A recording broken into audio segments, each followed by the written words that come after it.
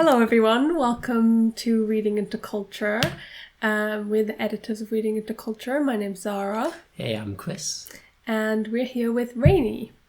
Hey, Rayni. Hi! And we're here to talk about her poem, Ice Cream Truck. But before we get started, would you like to introduce yourself?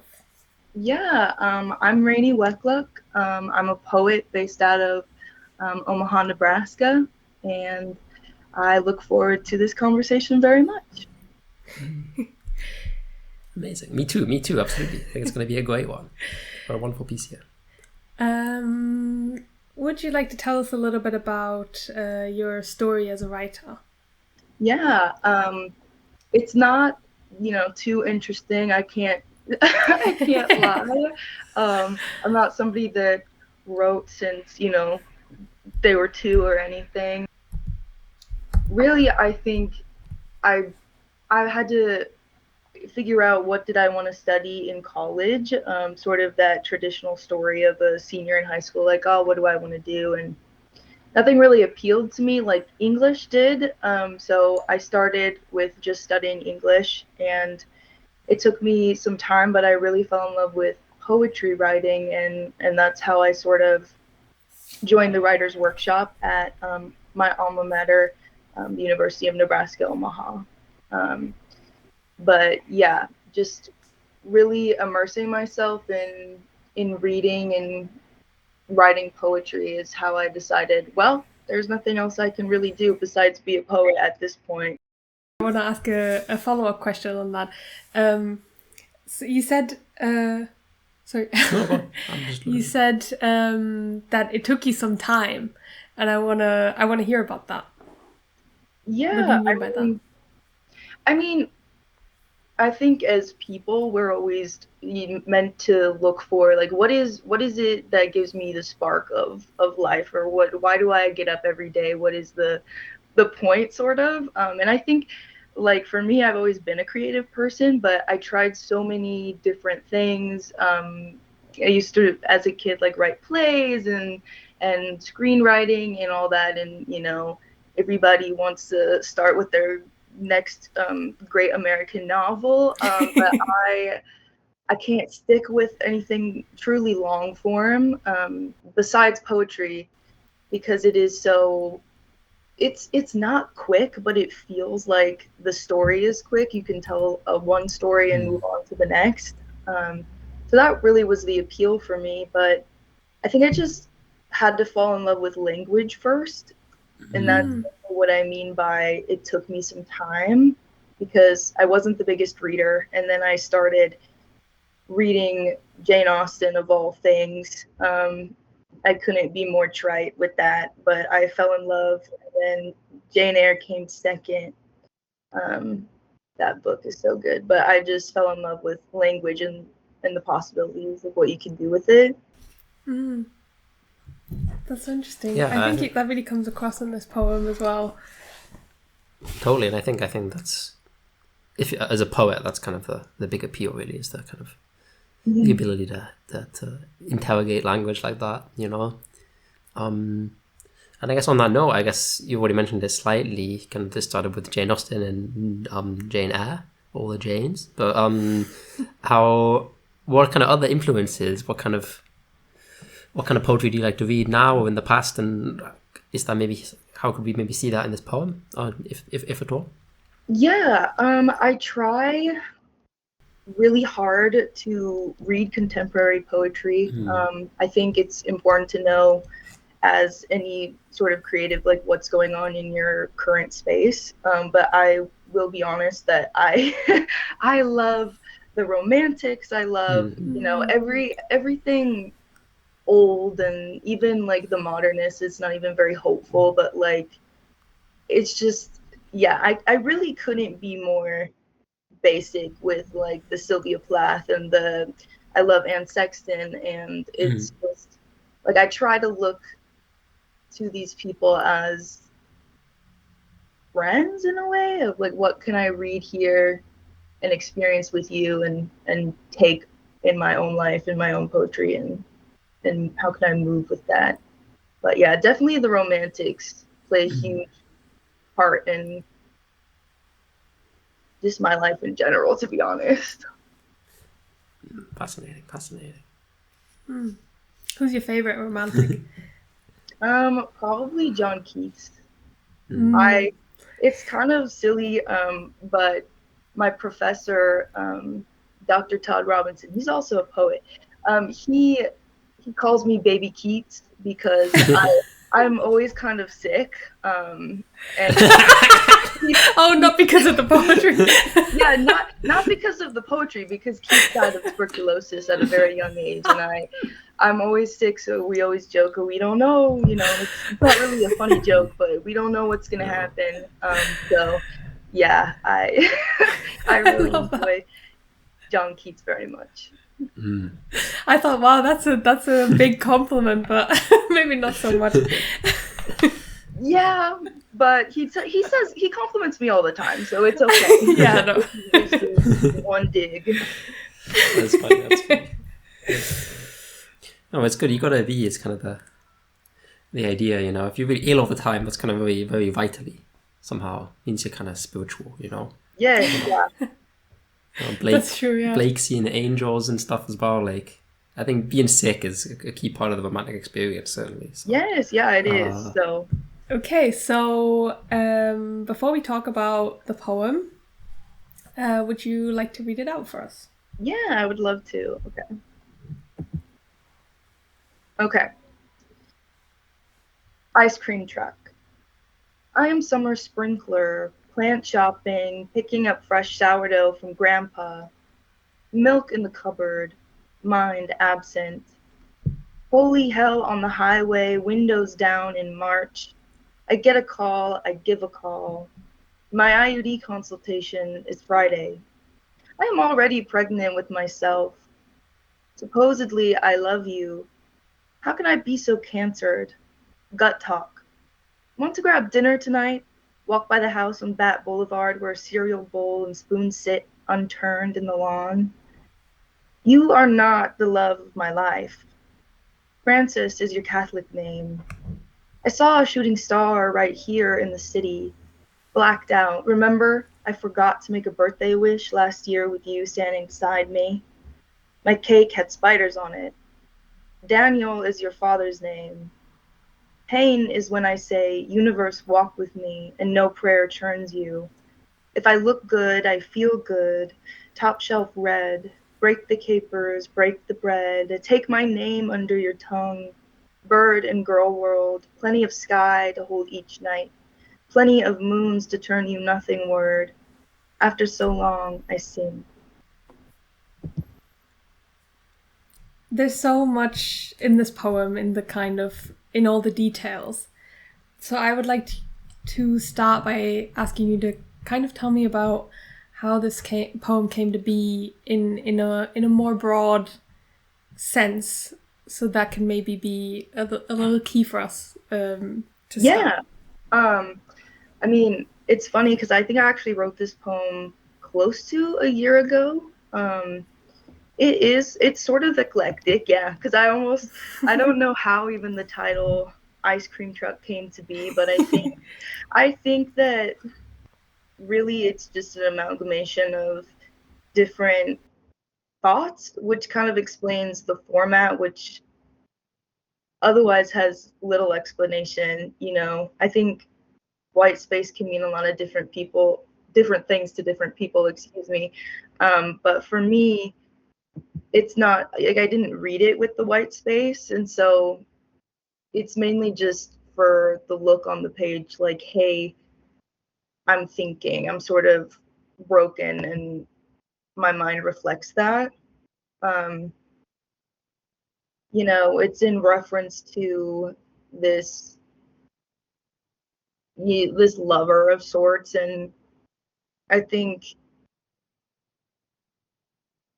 I wanted to, with I am already pregnant with myself, and after so long I think I wanted to connect the feeling of this sadness or loss of love, this grief, I suppose, feeling like it will never go away, but knowing that it will, and then I don't know. I think I was just kind of grabbing at hope, like a summer will come again, and I don't know. I don't know if that helps. No, it really does. Well, that's pretty interesting. Two things that I kind of picked up on this poem is first of all the relationship in it to the you, which seems very complex, and then also the language, which is what you already talked about earlier. But I think this is so strong in this poem that there's very common language, and then there's very, very unusual language, and they kind of mix together. But that's a very big thing, and maybe it makes more sense to go a little bit more line by line with that. So I feel like we should start with the relationship to the you. It seems kind of unsettled and kind of like there is a past with the my birthday wish last year, but there's also a present, or at least a vivid memory of the grabbing dinner, and there's knowledge about the other person with the father's name and the Catholic name, but kind of the knowledge isn't intimate. Yeah. It's kind of on the surface, and then obviously there's the supposedly I love you and you are not the love of my life, which express love, but as a hesitant love. And it's so it's such an interesting relationship. And it's interesting that you say that this is about grief and for this relationship, which is, I feel like in the poem itself, because often the poet kind of knows what it's about or what happened, but then what is actually in the poem, I feel like feels very complex, feels very shrouded, very unclear or hidden, and I don't know, what do you think about that? I'd say I like that interpretation better. I do, because you do write something and you are really close to it, and like I said, this is about a year or so old, but it does, when I reflect back on even that time period, I would say the feeling in general is more of a complexity and also a contrast. I think is, you mentioned the language being very plain and then, very strange. And I think also too the implications of being sort of distant in a relationship or just not as close to someone.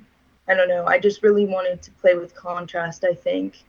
And specifically with the birthday wish, I think it was such a big thing for me at the time. I love birthday wishes.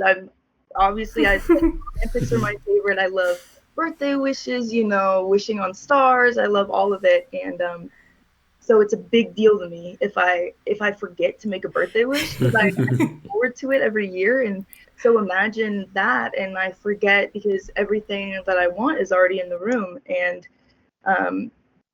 so yeah, to me it was a very, very sad line. But I'm almost happier with how it appears to the readers than it was in real life for me to write it, I think. Yeah, I think that's a really striking thing, is this kind of this idea of we kind of have in the second half of the poem kind of a few images after one another. So the first is like the shooting star, which is an opportunity for a wish, and then the birthday cake, which is an opportunity for a wish, and then prayer, which is another kind of wish. True, yeah. And then we move on to kind of like a Eucharist image, another kind of, I don't know, maybe not a wish, but something there. And then a kind of bird song, or a human kind of bird song, and that's kind of, I don't know. It's kind of with at least it's focused now on the wishing, I suppose. That's kind of a thing that kind of throws up. The poem throws up is like, why would you not wish on your birthday? And you said that because everything you already want is in the room with you. That would be one possibility. Would be like a kind of surplus of everything is already so great that there's no need to wish. But then there's also like a kind of absent-mindedness or a kind of lack of belief, a lack of kind of a cynicism would be another reason. Like, I no longer believe in birthday wishes, or a kind of, I was just so in the moment that I wasn't really aware of this, or a kind of sense of deep despair, a kind of sense of there's no point in wishing for anything. And I don't know, this kind of, to not wish feels like such a pregnant, if you like to use the phrase, thing to do. Like, it could mean so many things to not wish on one's birthday or not wish on a star, that I'm really struck by that. I don't know. And then a prayer as a kind of, the kind of absence of a prayer, the absence of a wish, what that kind of says. I don't know. I'm not really finding my question, but I hope I'm making some kind of sense. I want to talk about the line or lines. Pain is when I say, universe, walk with me, and no prayer turns you. To me, that reads like it's just like a one-sided pain or a one-sided, wish or scream to the universe for some kind of help, and the other person kind of doesn't. I don't know. I find it interesting. No prayer churns you. Like, no. I feel like a prayer should kind of soothe almost. Yeah. And here it kind of does the opposite. Yeah, I mean, my answer kind of goes with, or my comment that I have, it kind of goes with both of what you guys said. I think there was a big loss of faith here, and almost sometimes I think in everybody's life there comes a point where you have to be like, oh, this is reality. Especially if you kind of are more of a romantic type, it's like you can't just wish for something or pray hard enough. Like, sometimes this is going to just be how it is. And I think I wanted so much to just, be in tune with the universe. And as I was asking it, I just had to come to terms with that reality. So that's really where that line came from, of just me talking to the universe and not really finding a response. But yeah, a lot of the pain was, I think, one-sided, and I really did want to represent that in this poem, so I'm glad that came through. I guess let's talk about then this relationship between the speaker and the universe in this poem, because that's another kind of striking thing in a kind of classic romantic sense. There's this kind of sense of, through nature, through something, through living, the poet can access the universe. It's kind of a classic romantic idea, and it definitely comes across in this poem, but it's kind of complicated, right? Because it's there, and even this kind of ending, the singing at the end feels maybe some kind of communion with the birds from the speaker. Bird and girl world, plenty of sky to hold each night. It's this kind of a very romantic image. Yeah. But then the universe, this kind of, the universe doesn't respond, doesn't walk with you, or at least walks with you in a complicated way. I don't know, I guess I just want to maybe pick out that kind of, to what extent is this poem a successful walking with the universe? To what extent is it an unsuccessful walking with the universe? Yeah, I mean, I'm going to pull up my copy again. I think the way that it's successful, I would say, is just, we begin with all of these little things that I'm doing, plant shopping, picking up fresh sourdough, there's milk in the cupboard, I would say to me, walking with the universe is going and doing each small thing, even though there is this, emotional or physical weight on you. You're able to continue doing the things that you need to get done and need to do because you sort of know that the universe is guiding you. In its unsuccess, I would say wanting for things to be different. I mean, we did mention the lines, want to grab dinner tonight, in italics. Those are not exactly based on a memory. I used to walk through a neighborhood to work every day, and I love this house on Bat Boulevard, and by the base of a tree there was this cereal bowl and this spoon, and I remember it so well. And so that really was me being like, do you want to grab dinner tonight? Why can't things just be different than they are? And we can walk by that weird bowl and do these little things together. But yeah. Yeah, I get that. I would like to focus maybe a bit on that, because that's something, when I first read the poem, I read that as upturned in the lawn, and then it only occurred to me later that it was unturned. And that kind of, what way round is an unturned cereal bowl? Yeah, right. Is it bowl, or is it, which way round should a cereal bowl in the lawn be turned? Should it be the way that you would use it to be cereal? And why would it be turned? Or should it be the other way around to not let the way? I don't know. To what extent could a cereal bowl in the lawn be unturned? I'm very, very, very struck by that. I think it's fantastic. Yeah, I mean, I always notice things, so that's just one example. But I think what struck me so much about this bowl in the lawn was that it had never moved.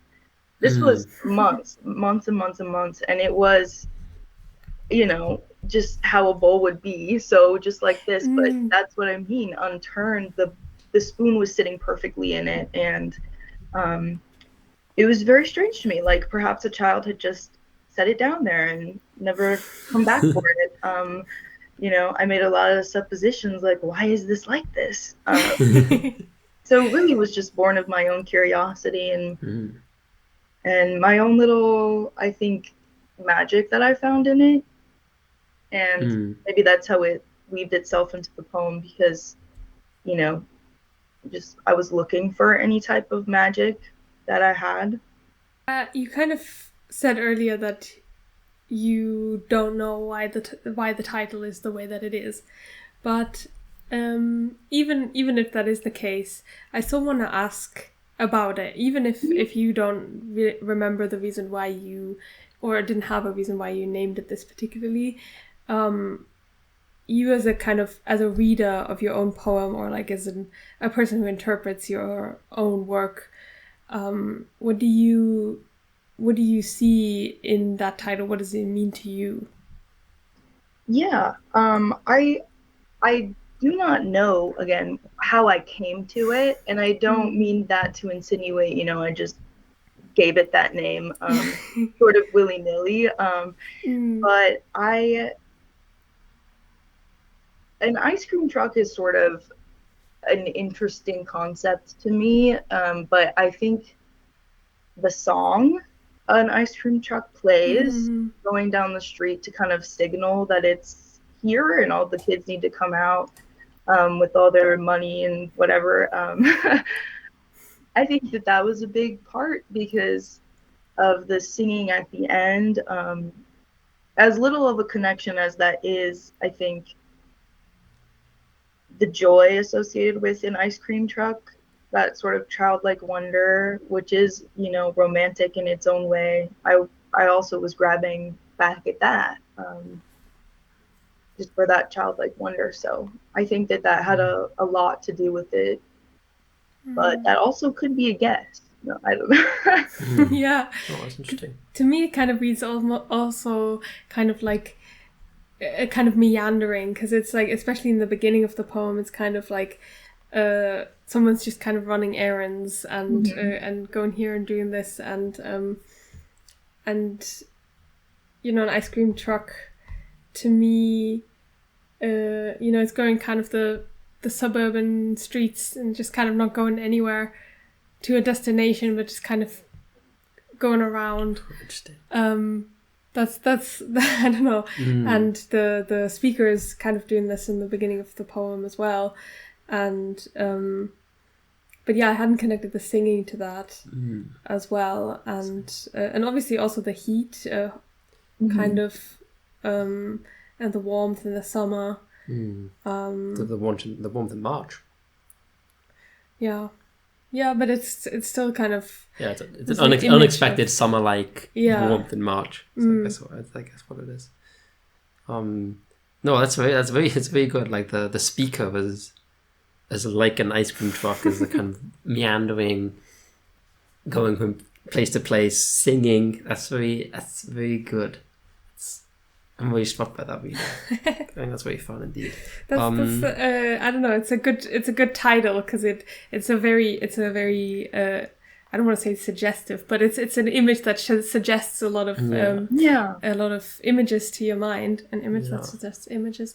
You get what I mean. No, I won't. And it kind of complicates the poem even further, What did you make of the title? I guess what I made of it is, like, for me, the poem takes place in a kind of unexpected March heat. So the speaker has to unexpectedly do things, summer sprinkler, and roll the windows down, and this kind of unexpected March heat that leads to perhaps an unexpected ice cream truck. But also the poem is about some kind of loss of innocence, some kind of loss of naivety. Like blowing out candles on a cake is quite a childlike image, at least for me. And the ice cream truck fits there somehow, fits this kind of this relationship with naivety, with innocence. The ice cream truck works as some kind of symbol for that. But I really enjoy your reading that the speaker is the ice cream truck. Well, I think that's fascinating. But no, it's just kind of, it fits somehow with the world of the poem. It doesn't need to have a direct interpretation. No. But yeah, we had a poem in the previous edition about ice cream too. So it's a tradition. Every edition we read a poem about ice cream. Exactly. So you better get writing.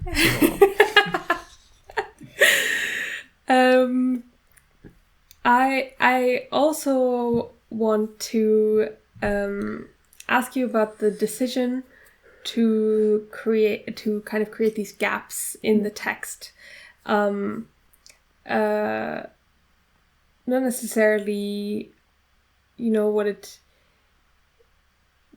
like it is white text. It creates a pause. But also why this poem in particular? Why did you choose to use this technique here? And how do you think it kind of makes the meaning of the poem? Yeah, I have two answers. One of them will be way better than the other, because the first answer is kind of that when I write, I do think about how things look on the page specifically, and sometimes when there's some shorter lines and some longer lines, I have a little trouble, and so I kind of just want to add a space, to make them kind of more even. But I do think in the context of why this poem, especially because this poem is a part of a larger project in which there is no other poem spaced like it. I think, again, it has to do with the meandering, that you spoke of, or the sort of, not confusion, but the clouded way of thinking, that's sort of going on here. The conglomerate of different memories and different sort of points that the poem touches on, it was meant to feel like a thought, and a complete thought at that, getting to the point of, well, after so long, I sing, and I will be singing and living again. You know, Anne Sexton wrote that we live again and die again, and I really attach that to a lot of my poems, because we do. We have so much life, and then we lose it, and then we get it back. And I wanted this poem to feel like a true moment of thought, of sort of racing thought, you know, even though the spaces do slow it down.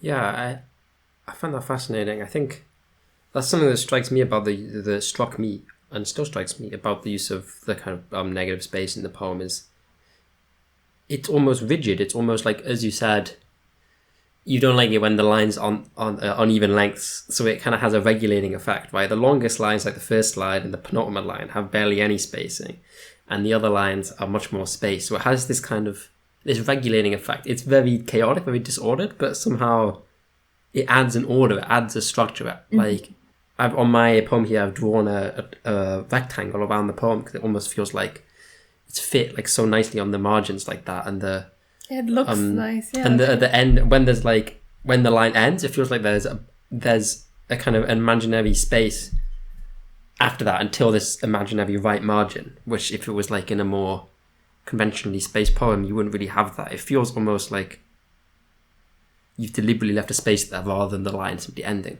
I don't know, and it kind of adds this. It does add this. It's very fascinating that like the poem is then a kind of map of mind. It's a thought. It's a reflection of psyche, and that is that could then be done with space. That's very interesting. Like the extent to which space kind of reflects thought, reflects. Because when we think, we obviously have gaps when we, and stuff. It's striking. I guess my question would be like, so you think the poem is a complete thought, and I can totally get behind that.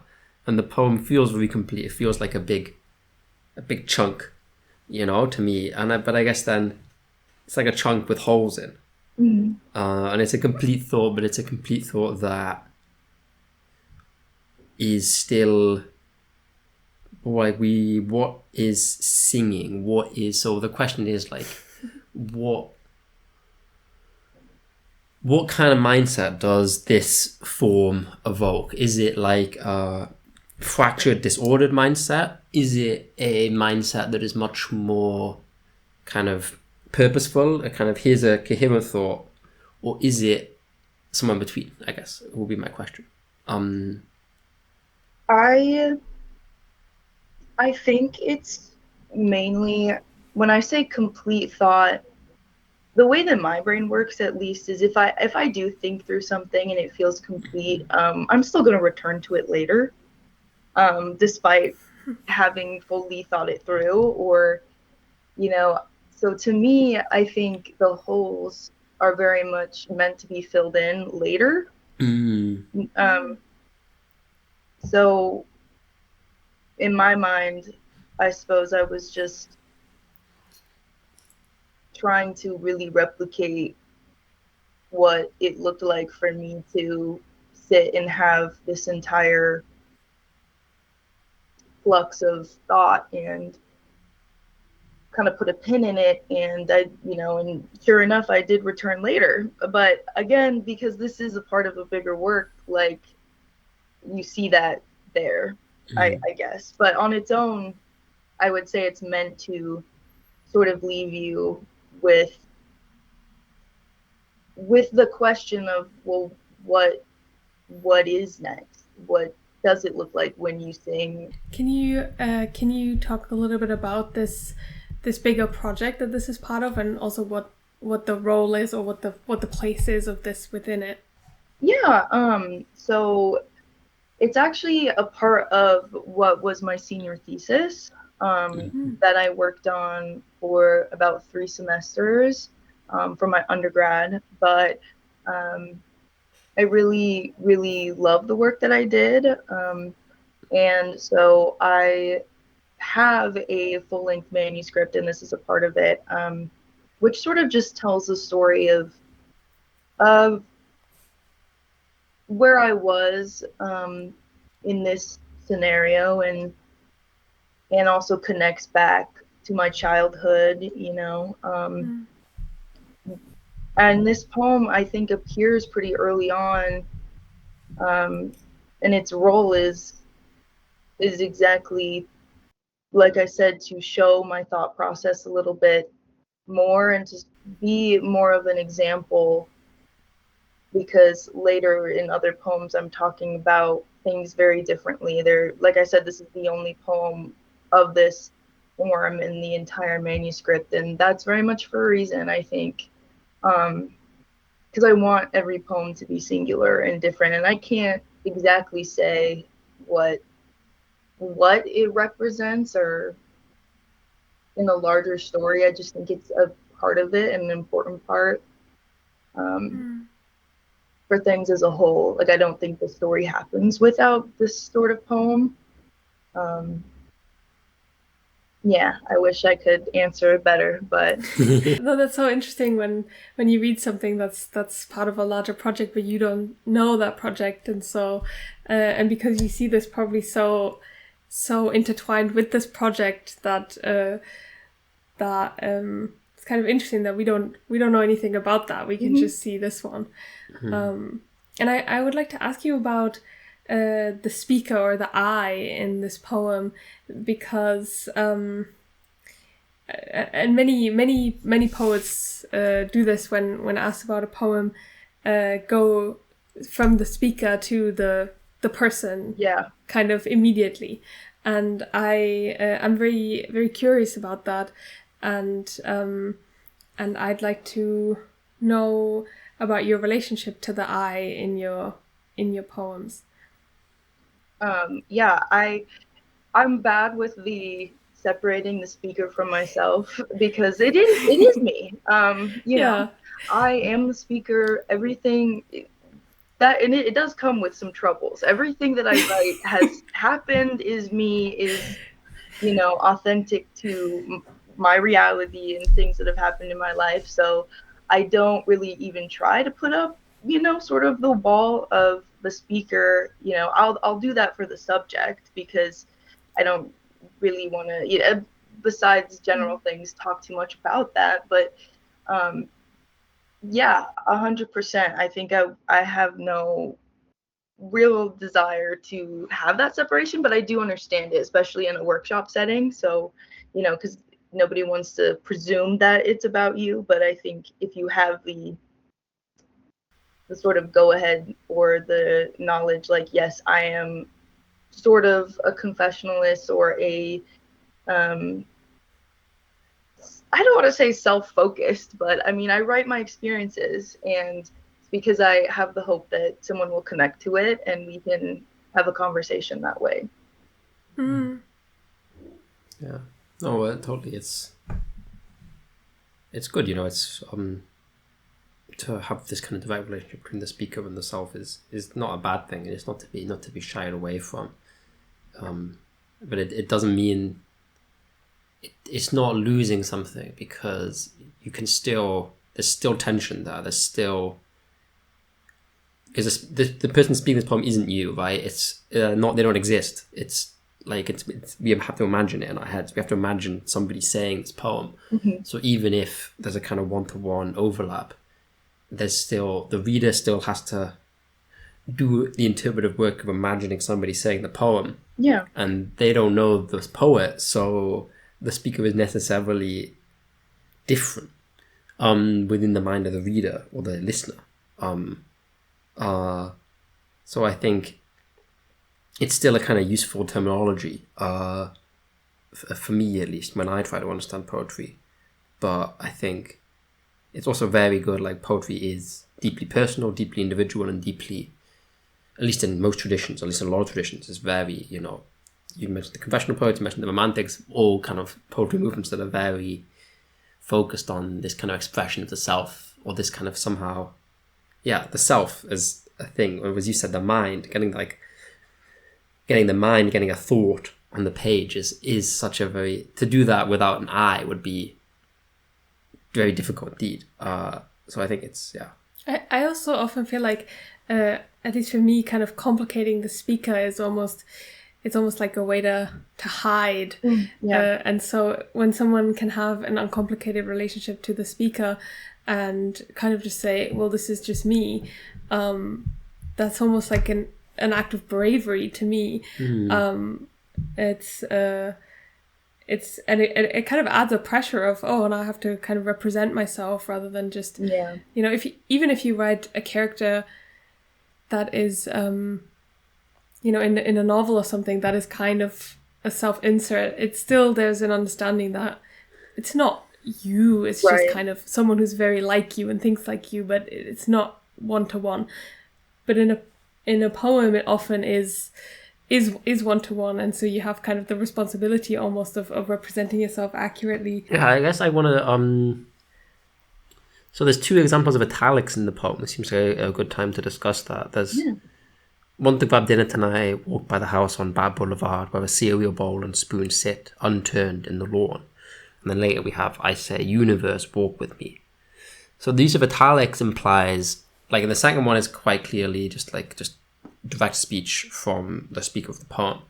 Then in the first example, the use of italics to me implies maybe a second speaker, maybe somebody saying that to the speaker. At least it allows for that possibility of a certain, I don't know, are these, like, who is making this suggestion? As I guess there's a kind of, it's nice, but it implies a certain routine. It implies that this is the thing that you will do with somebody who you like quite a lot, but maybe isn't the love of your life. And I don't know, like, I guess this speech is, I find really interesting. And I guess maybe the question is, I don't know. I read it actually as someone else speaking to the speaker, totally. But then the way you were talking about it earlier does sound like it's actually the speaker kind of imagining saying it. Yeah. Or what do you think? It definitely is supposed to be the speaker. But I think there is that room, for the assumption that it's not, and both work. I don't see why not. I know I'm not really like a stickler for, no, you have to know that it's me, you know. That could have been somebody else's memory or somebody else's idea. Very easily, but to answer your, like, the reasoning for the italics, is obviously speech, but sort of that line gut talk, I was using to insinuate speech, and then along with I say, but it's not, maybe there could be a colon there, I don't know. No, I think that really comes across with gut talk, like, it's just whose gut is talking is, I guess, the question. But I think it really, it's, I don't know, it works, and it implies that the rest of the poem is on gut talk, which I also like. The rest of the poem is maybe head talk, maybe heart talk. I don't know, some kind of other bodily part speaking. And I really enjoy that too. And that is kind of bringing me to, I guess, another kind of question in the poem is this kind of. So we have this image of the Eucharist, and the bread under the tongue, the name under the tongue. And I think that this, and we have the gut, and we have this kind of sense of the body and of a kind of physical spiritualness that I find fascinating. I guess what is the role of the body in this poem, and is that maybe somehow in tension? Is the gut talk in tension with the rest of the poem? Is the body, which maybe here is the bread, the sourdough, how does that talk to the thoughts, to the ideas of the poem, to the mental state that the poem's trying to reflect? Is there a tension there? Is there a unison there? I think so. I am somebody that really feels my emotions in my body. So, for example, this poem was written after, like, a breakup. Obviously there's no sort of, like, tension here, but I was I was vomiting for like 2 months straight, and it's because you just really feel the emotions in your body. But so I absolutely do think there's a connection here to mental state and body, and and also how strange it is to me. I really don't, subscribe to one religion, so I guess I'm just speaking about it in that way. But with the Eucharist, how strange to eat the body of someone, Totally. but also how sanct in religion that is, how sanct the body is, and a name, taking my name under the tongue, sort of making that interchangeable with body is very important, meaningful things, and how maybe I think in the context of the poem, maybe it doesn't really mean much, or maybe we just do those things without any intention behind it, or we don't think about that sanctness enough in our everyday lives. I don't know. There's a lot to unpack there, probably, but that's my general answer. Yeah, that's really interesting. This kind of not thinking about something too much in the everyday life. And I don't know how to ask about it more specifically, but I want to ask you about the language in this poem, and not anything kind of particular, but there is so much unusual language in this, and that is what poetry can do so beautifully, and make things new for us, make things fresh for us. And I think you're so successful in this poem at doing exactly that. And I would like to ask you about that. How does this kind of work for you? What relationship do you have to language to come up with these kind of strange, unusual phrases? And I don't know if that makes sense as a question. I don't know how to more specifically ask about that. No, it makes sense. I think so. I'm a big fan of the dictionary, me personally.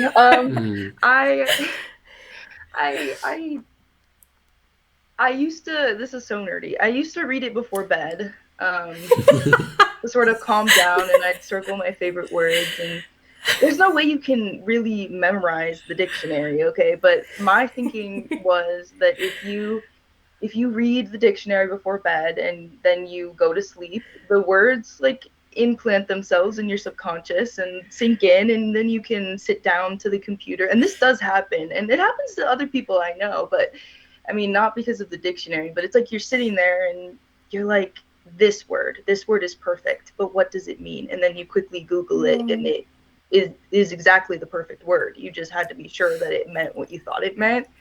So that happens to me a lot. But with the language aspect, I think my fiction professor said this, but there's no new story to tell. It's how you tell it, So it is, how can we sort of play and invent language? I love to make up words. My and then my computer is mad at me for it, but yeah, how can you play? And that's what I think that's what I just ask myself the most, is and throughout drafts, because you can pick out a line and be like, okay, well, how can I say this better? But to me, it is very much down to the word. With poetry, how I write. Yeah, I can just remove words or insert them, but it's about just being very deliberate with those choices, I think. It's very interesting. I think it's very interesting that you mentioned about the dictionary. As I was researching for this call, I spent a lot of time trying to think about canted, which I think is a word you've made up in this context, at least as far as and I spent a long time. Is it like those little wheels in the drawer? But then that's a caster. So then that would be casted. So then I was totally on the bargain of the wrong tree there. So I think it's like a horse, like a canter, but that can't be right. It's an adjective here. So I guess I think that really comes across. It's funny that like there's an interesting. I had a similar experience, like trying to look up things in the dictionary with this poem that you kind of describe. I don't know, like got a relationship there, and I think it's wonderful. How can I be so canted? That really says something to me. Maybe it isn't. Maybe I didn't use a good enough dictionary, and the word is a word, and I'm a bit fool of myself here. Yeah, I don't know that it does exist in that particular context because it is based off of cantering a horse. But it's more of like, how can I be so cantered? How can I be so ready? Like moving as fast as a horse does when it canters. So that was what I was thinking with that. But I'm not sure that is a word or exists in that context. Yeah. But you can do that. I mean, that's very much totally exactly. You. So why not? Yeah, it's the whole point of poetry. No, totally. And obviously, like cantered would be like the past participle of canter. Yeah. But then, like as an adjective, is very fresh, and interesting. To me, it was maybe like going down the horse road a bit. Like how can I be if a horse was cantered, it would be ridden a canter. So how could I be so used? How could I be so ridden? How could I be? Yeah. That's kind of. But I don't know. That felt like a bit of a reach, but it's just very striking. How can I be so cantered? Like it works. Like the kind of harsh sounds of it. Yeah, so much of this poem is so striking, where it's like it's almost not about the meaning of the whole thing, but it's like it's just the language really stays with you and is so interesting, and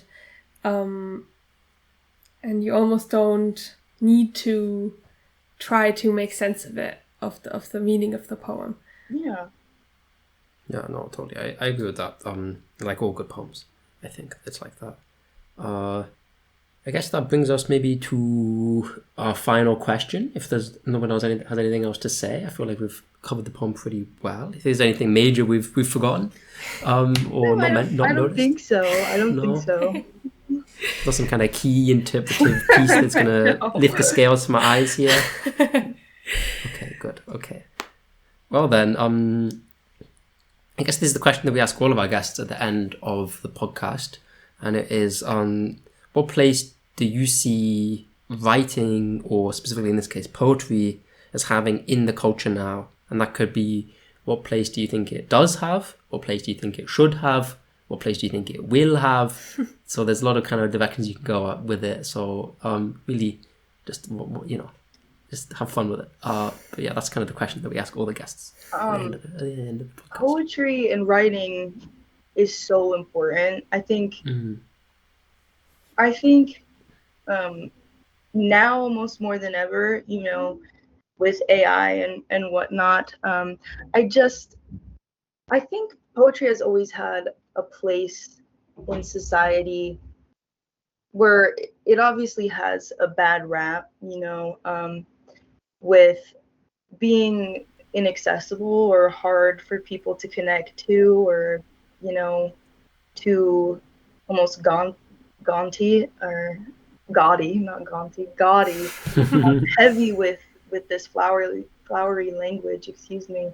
But I think that's almost what we need now is some way to slow down and get in touch with ourselves and our emotions and other people, and I always say that part of the reason I write is to connect and have that conversation with a reader through the page. We have to be having conversations right now. It's so important, and writing can really do that. I mean, we have seen the rise of creative nonfiction just in the past 2 decades, and so many people's stories are being told in a brand new way. It's very fascinating. So I definitely think that the role of writing is increasing, and people are seeking poetry and creative nonfiction, and of course fiction. I don't think ever lost any sort of movement there, but yeah, and it makes me really happy to see. Obviously the reasons aren't always the best, but finding that love again for something that's to be created and really holding that space. for the sort of togetherness and also the sort of depth that I think writing and depositing art has. I don't know how great of an answer that is, but that's my hope, I think, especially with my own writing, but just with writing in general, is that people really invite it into their space in the coming years, and we see what we can do with that. Yeah. Do you feel a difference in kind of the purpose of writing for yourself if you kind of publish it or just share it among your friends or your community versus if you just kind of keep it to yourself? Because it's a very different thing, because then you're not actually connecting with someone, but there's just something about the practice too that kind of does something. Right. Writing is cathartic, a lot of people use it for therapy, and journaling is great. I do think, though, there's always going to be a difference between writing for yourself and sort of doing it for that therapeutic sense or just to distribute among friends. For me, I think that that's not necessarily something like I do write for myself, but I am seeking sort of that connection that I keep bringing up. So publishing and creating larger works and putting things out there that have that opportunity to meet someone where they're at and connect to them in a completely different way than I maybe even meant it. I think that really makes what I'm doing and trying to do sort of why, I do it. Because I see the impact that writers who have come before me or, that I know, or I see that impact that they've had and on me, and I just want to pass it along, I think.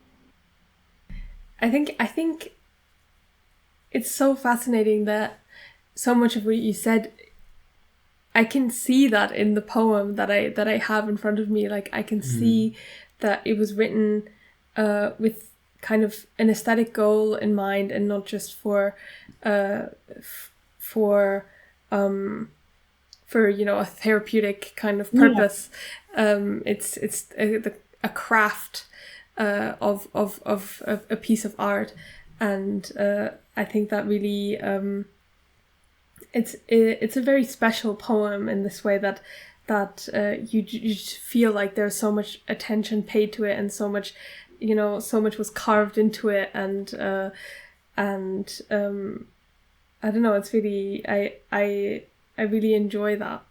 Thank you.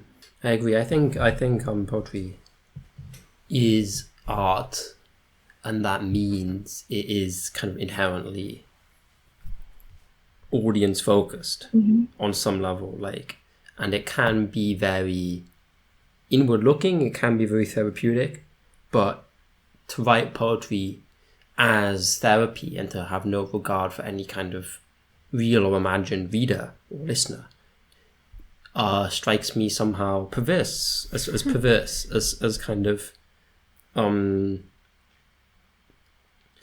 don't know, the point of it is that it exists and that people can read it or listen to it, at least to me, and it can have other points, but that's kind of the main point of it. That's kind of the whole gig. That's the whole racket, so to speak. I don't know. Maybe that's closed-minded. Maybe it should be like people want to write poetry for therapy. I'm not saying don't do that. That's not my point at all. My point is simply that if you want to take poetry seriously as an art form, then it needs to be orientated towards a real or imagined audience. Yeah. If you, that's exactly the perfect way to phrase it. Amazing. Thank you so much for your that's a really wonderful answer, a really touching answer. I really found that quite moving, to be honest. Thank you. And it really is a really wonderful poem. I can't speak highly enough of it. If you haven't been to our website, readingagriculture.com, to read it yet, you really should have. What have you been doing? Because this is a really good poem, and just talking about it doesn't do it justice. This especially is a poem that you got to see because of all the blank spaces and stuff. If you're just listening to this, you're missing out. Go read it now. But I think with that, I think we should probably have you read the poem one last time, and then we'll wrap it up. Okay. All right. Perfect. Ice cream truck. I am summer sprinkler, plant shopping, picking up fresh sourdough from grandpa, milk in the cupboard, mind absent. Holy hell on the highway, windows down in March. I get a call, I give a call. My IUD consultation is Friday. I am already pregnant with myself. Supposedly, I love you. How can I be so cantered? Gut talk. Want to grab dinner tonight? Walk by the house on Bat Boulevard where a cereal bowl and spoon sit unturned in the lawn. You are not the love of my life. Francis is your Catholic name. I saw a shooting star right here in the city. Blacked out. Remember, I forgot to make a birthday wish last year with you standing beside me. My cake had spiders on it. Daniel is your father's name. Pain is when I say, universe, walk with me, and no prayer churns you. If I look good, I feel good. Top shelf bread. Break the capers, break the bread. Take my name under your tongue. Bird and girl world, plenty of sky to hold each night, plenty of moons to turn you nothing word. After so long, I sing.